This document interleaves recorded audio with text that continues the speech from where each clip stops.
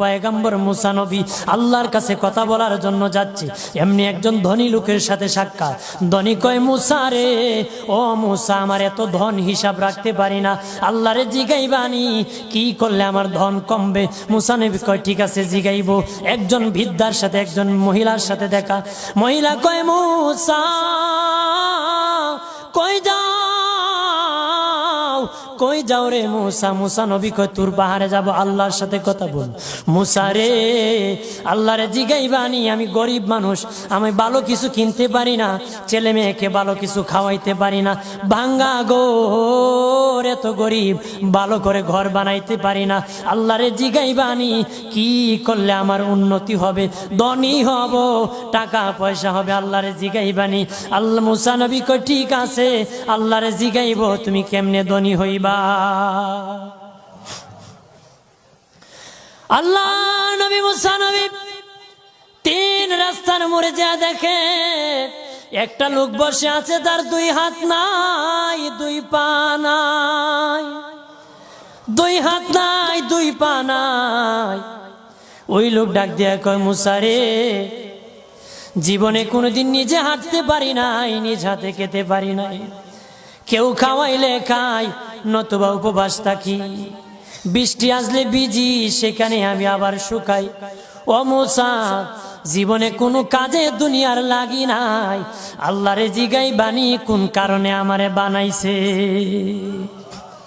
আল্লাহ কয়, জিগাই মনে। মুসা নবী কয়, আল্লাহরে তোর পাহাড়ে মুসা নবী, মুসা ছিল কালিমুল্লাহ, কথা বলার প্রেম ছিল, কথা বলতো, কথা বলার প্রেম ছিল। কথা বলতে বলতে শেষ দিকে আল্লাহ গো, আসার সময় তিনটা লোক আমার কাছে প্রশ্ন করেছে। একজন লোক হলো ধনী, কিভাবে তার ধন কমবে গো?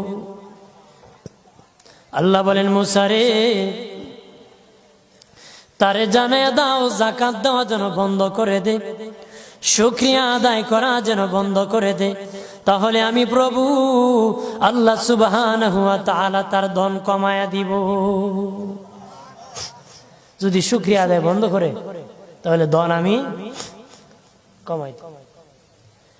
এরপরে মুসা নবী বলেন, ও মালিক, আল্লাহ একজন মহিলা বলেছে তার গরিব মানুষ, গরিবী হালত যায় না, যত ইনকাম করে তার একটা ভাঙ্গা ঘর, ভালো ঘর বানাইতে পারে না গো। ও প্রভু, কি করলে তার ঘর উন্নতি হবে, তার অবনতির থেকে উন্নতি হবে? আল্লাহ বলেন, মুসা রে, মহিলারে জানিয়ে দিও, তারে আমি যা দিয়েছি তার উপর যেন সে শুকরিয়া আদায় করে। মুসা নবী বলে, মালিক, তিন রাস্তার মোড়ে গো আল্লাহ, একটা লোক তুমিও দেখতেছো যার হাত নাই, পা নাই। কত মানুষ হাত নাই গো, কত মানুষের পা নাই রে। আল্লাহ কত সুন্দর হাত পা দিয়েছে, কত সুন্দর জবান দিছে, শ্বাস দিতেছে আর নিতেছে।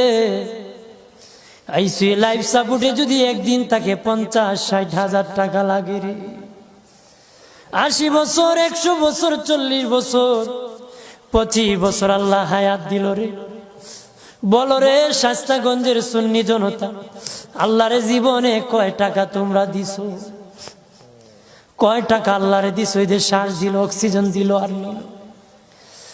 অক্সিজেন যদি বন্ধ হয়ে যায়, প্রাণ বাঁচবে না রে। শ্বাস যদি নিতেও না পারো, জীবন শেষ, ছাড়তেও না পারো, জীবন শেষ। অক্সিজেন আল্লাহ দিল, বিনা টাকায় দিল, বিনা পয়সায় দিল, আল্লাহর শুকরিয়া আদায় করতে হবে। আল্লাহ কয়, মুসা, যেই লোক হাত পাও দেই নাই, তারে আমি বানাইছি জাহান্নামের একটা ছিদ্রি আছে, এই ছিদ্রিটা ভরার জন্য, এই ছিদ্রি খানাটা বন্ধ করার জন্য আমি এই মুসায় এই লোকটাকে আমি বানাইছি। সুবহানাল্লাহ বলেন না? মানুষের সম্মান বেশি, মানুষের ইজ্জত বেশি, সৌন্দর্য মানুষের বেশি। আবু বকর সিদ্দিক রাদিয়াল্লাহু তাআলা আনহু মসজিদ নববীতে নবীর পাশে নামাজ পড়ার জন্য যাচ্ছেন গো বাবাজি। ওনার সামনে বৃদ্ধা একজন ইহুদি পড়েছে, বৃদ্ধ মানুষ কুটকুট করে হাঁটতেছে লাঠি বর করে। উনি দেখলেন যদি এই বিদ্যার